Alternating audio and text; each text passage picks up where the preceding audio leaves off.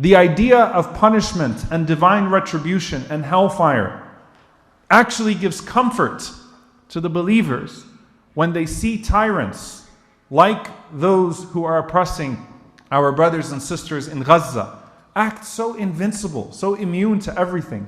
When they see the mockery, when they see the ayat of Allah subhanahu wa ta'ala, the verses of the Quran being used to intimidate and to taunt the people of Quran. Imagine the arrogance of the Israeli occupation forces when they drop these pamphlets on the people with verses of the Quran, taunting them.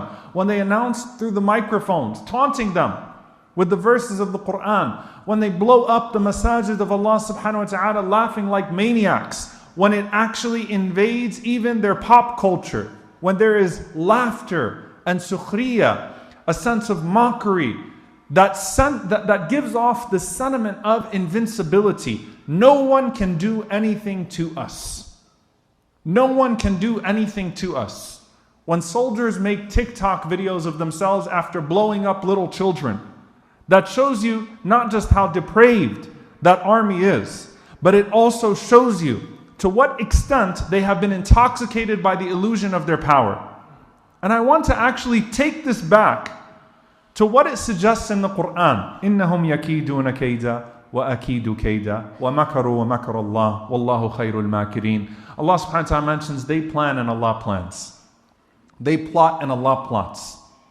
But Allah subhanahu wa ta'ala also mentions that they will one day be mocked by their own mockery. In the very first manifestation of that, وَوَجَدُوا مَا عَمِلُوا حَاضِرًا.